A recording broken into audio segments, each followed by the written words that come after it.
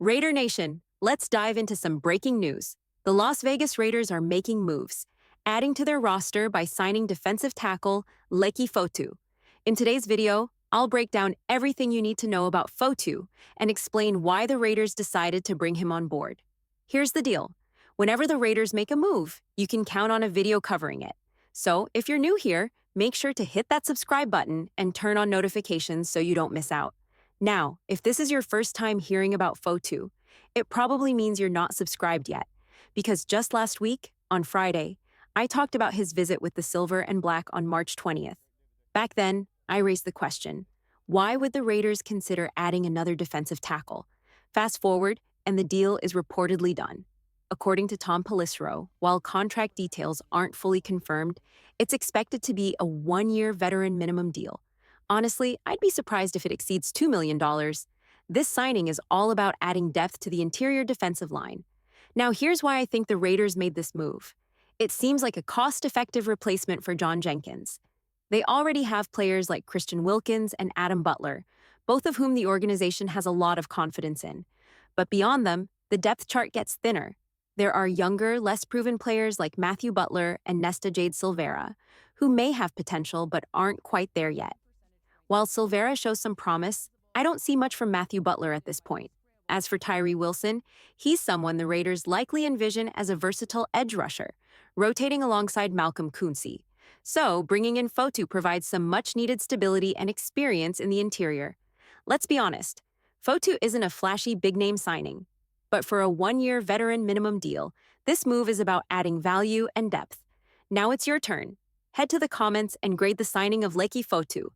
Is it an A, B, C, D, or F? Let me know what you think.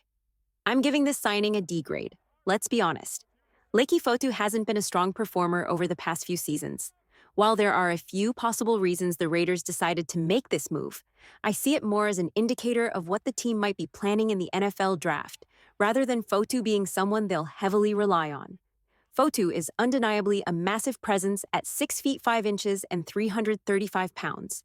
If you compare him to John Jenkins, they have similar builds, but there's a notable difference. Jenkins, at 35, has been playing at a higher level, while Fotu, who's about 27 or 28, hasn't yet reached that same standard. The only reason I'd consider giving this move a slightly higher grade is because I trust Rob Leonard and Patrick Graham. They've shown they know how to get the best out of players.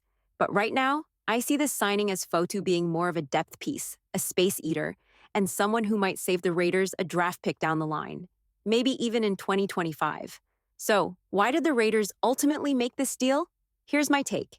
It's a cost-effective replacement for John Jenkins. This offseason, the Raiders have made it clear they're focused on winning in the trenches while prioritizing their core guys. They're trying to put players like Max Crosby and Christian Wilkins in the best possible positions to succeed.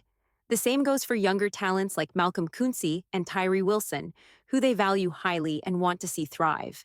When you add someone like Fotu, his role becomes clear. He's there to eat up space and absorb double teams. That creates opportunities for other playmakers to shine. But if we're being real, Fotu's performance metrics, like his PFF grades, aren't impressive. I'm not going to sugarcoat it. His career so far hasn't been great. However, if the Raiders can help him carve out a niche as a reliable depth piece, this move might make more sense in the long run. And that's just the bottom line. Here's what I always say. I believe in Chip Kelly. I believe in Rob Leonard. And you should believe in Rob Leonard too. K'Lavon Chaisson is a prime example of why you should have faith in Leonard. Last season, he elevated his game, showing the kind of impact Leonard can have. Another case? Adam Butler. He essentially had a career year at age 30, and that's thanks to Leonard's coaching influence. Right now, there's no question. The Raiders' defensive line is their strongest unit. If you asked me this morning which part of their defense stands out the most, it's hands down the defensive line. Whether it's the defensive tackles or the edge rushers, they've built a solid foundation in the trenches. So, what does the addition of Fotu mean? To me, it shows that the Raiders are clearly committed to strengthening the trenches. And honestly, I love to see it. But it also makes me wonder, does this move signal that the team isn't planning to draft another defensive tackle? It feels like the Raiders are rolling with Fotu and the guys already on the roster as their key names moving forward. Now, I always say there's usually some kind of coaching connection when players are signed. In Fotu's case, the link isn't as strong, but there's a little history here. During his time with the Cardinals from 2020 to 2022, Raiders defensive backs coach Marcus Robertson was on the coaching staff. While Robertson worked with defensive backs, being around Fotu likely gave him some insight into the player's potential. Another interesting connection is Chip Kelly. Fotu played college football at Utah, and Kelly faced him in 2018 and 2019 while coaching at UCLA. It's possible Fotu made a strong impression back then, maybe enough to leave a lasting mark. Coaches remember players who stand out, and that could have played a role here.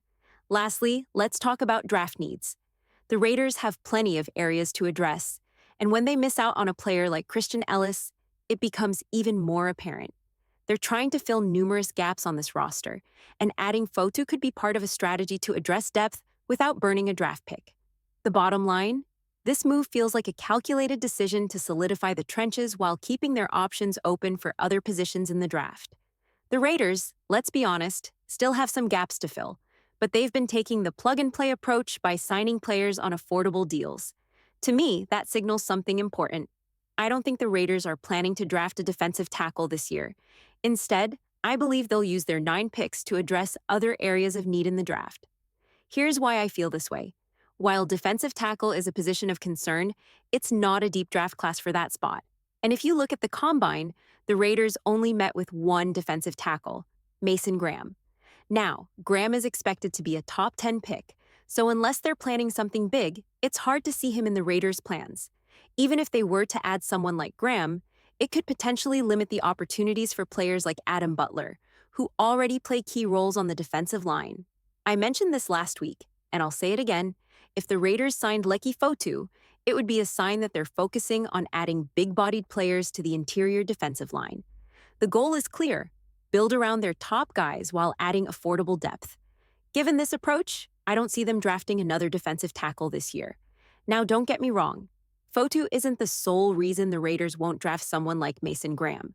But bringing in Fotu reinforces the idea that they won't use one of their later picks on a defensive tackle during day 3 of the draft. So, what do you think? Will the Raiders draft a defensive tackle this year? Drop a yes or no in the comments. For me, the answer is no. I felt this way for weeks, especially since free agency started. When you look at how the roster is shaping up, it just doesn't seem likely. Sure, they could go with the best player available when their pick comes up, but based on their actions so far, from the combine to free agency to Fotu's signing, I don't see a defensive tackle in their plans. To wrap this up, one thing is certain. The Raiders have made it clear how important the trenches are to their strategy. From all their moves, it's obvious they're prioritizing the offensive and defensive lines to build a stronger foundation for the team. When you think about pillar players, these are the individuals that set the tone for a team. Alex Kappa, he's a trenches guy. Max Crosby, absolutely a pillar player. Geno Smith, pillar player.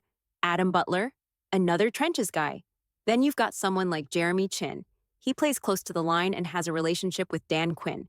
Malcolm Kuntz, trenches. Lonnie Johnson Jr., Marcus Robinson, Ellendon Roberts. Roberts is a thumper in the middle, with some of that captain status, and he's great for locker room chemistry. Then there's Eric Stokes. He adds valuable competition. Raheem Mostert, that Chip Kelly connection. Darnay Holmes, a Patrick Graham connection. Every move the Raiders have made this offseason reflects a bigger strategy. Sure, they're adding players, but they're also keeping the big picture in mind. Now, let's be honest about Leki Fotu.